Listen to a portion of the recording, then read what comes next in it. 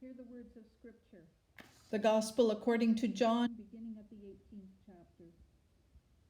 Jesus went out with his disciples across the Kidron Valley to a place where there was a garden, which he and his disciples entered.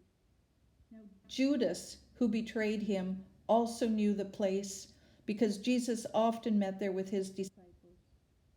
So Judas brought a detachment of soldiers together with police from the chief priests and the Pharisees, and they came there with lanterns and torches and weapons. Then Jesus, knowing all that was to happen to him, came forward and asked them, "Whom are you looking for?" They answered, "Jesus of Nazareth." Jesus replied, "I am he." Judas, who had betrayed him, was standing with them. When Jesus said to them, "I am he," they stepped back and fell to the ground. Again he asked them, "Whom are you looking for?" And they said, "Jesus of Nazareth."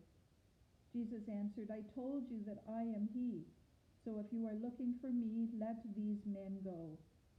This was to fulfill the word that he had spoken, "I did not lose a single one of those whom you gave me."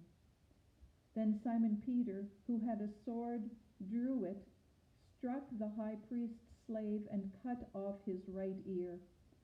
The slave's name was Malchus.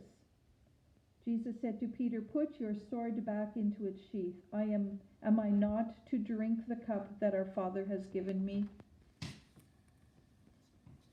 So the soldiers, their officer, and the Jewish police arrested Jesus and bound him.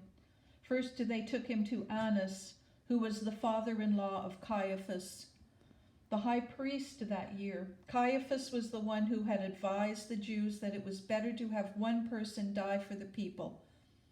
Simon Peter and another disciple followed Jesus.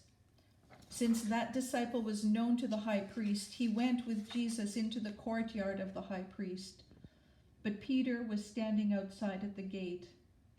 So the other disciples, who was known to the high priest, went out, spoke to the woman who guarded the gate, and brought Peter in. The woman said to Peter, "You are not also one of the man's disciples, are you?" He said, "I am not." Now the slaves and the police had made a charcoal fire because it was cold, and they were standing around it, warming themselves. Peter also was standing with them and warming himself. Then the high priest questioned Jesus about his disciples and about his teaching. Jesus answered, "I have spoken openly to the world. I have always taught in synagogues and in the temple where all the Jews came together. I have said nothing in secret. Why do you ask me? Ask those who heard what I said to them. They know what I said." When he said this, one of the police standing nearby struck Jesus on the face, saying, "Is that how you answer the high priest?" Jesus answered, "If I have spoken wrongly, testify to the wrong. But if I have spoken rightly, why do you strike me?" Then Annas sent him bound to Caiaphas the high priest. Now Simon Peter was standing and warming himself. They asked him, "You are not also one of the disciples, are you?" He denied it and said, "I am not." One of the slaves of the high priest, a relative of a man whose ear Peter had cut off, asked, "Did I not see you in the garden with him?" Again Peter denied it, and at that moment the cock crowed. Then they took Jesus from Caiaphas to Pilate's headquarters. It was early morning. They themselves did not enter the headquarters so as to avoid ritual defilement and to be able to eat the Passover.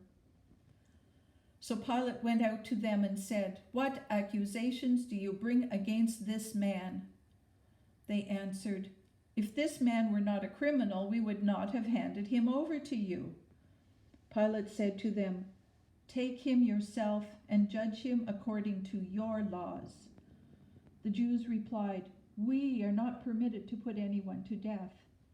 This was to fulfill what Jesus had said when he indicated the kind of death he was to die.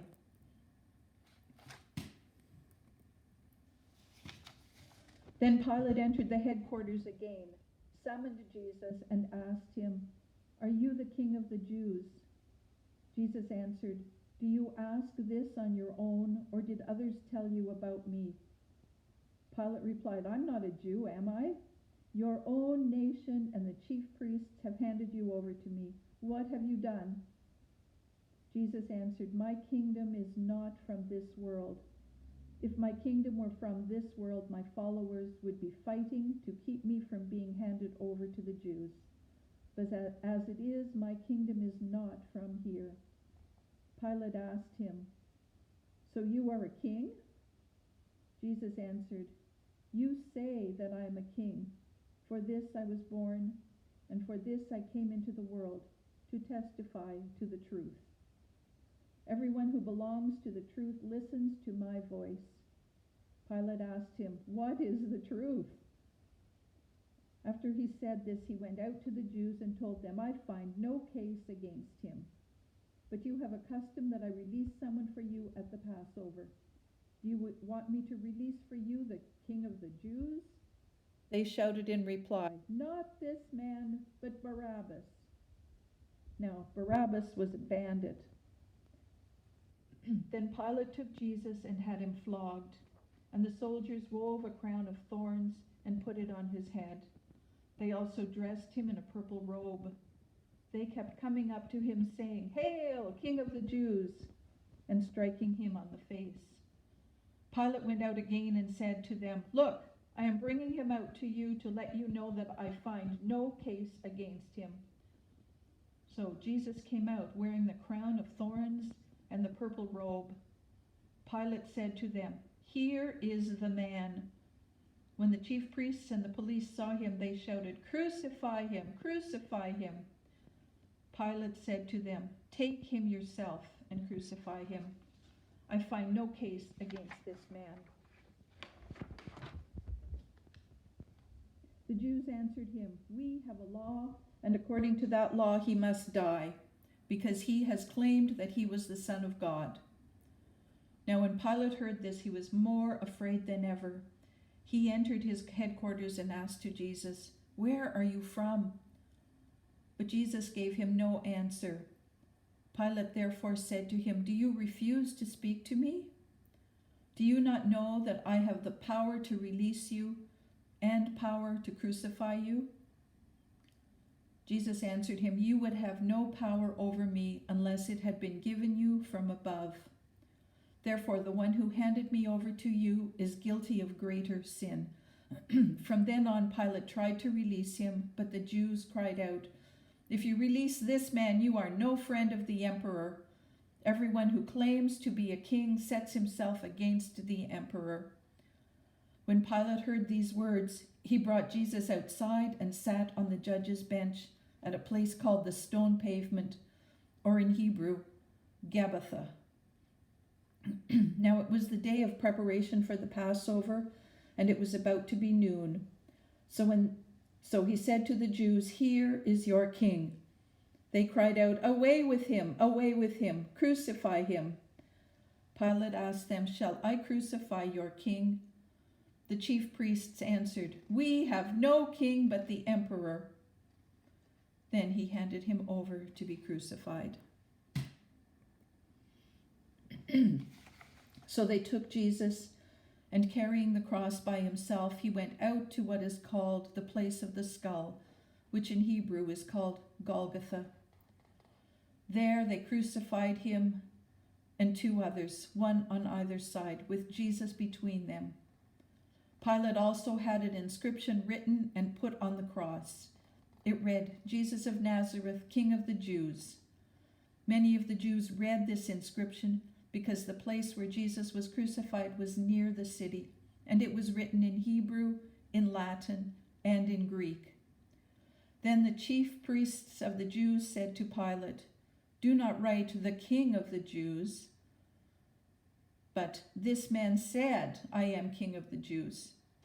Pilate answered, "What I have written, I have written."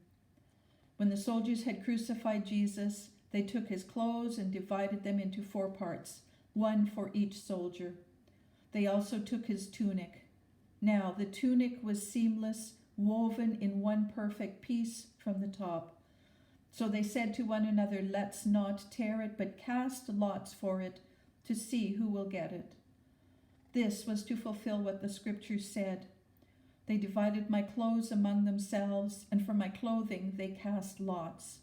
And that is what the soldiers did.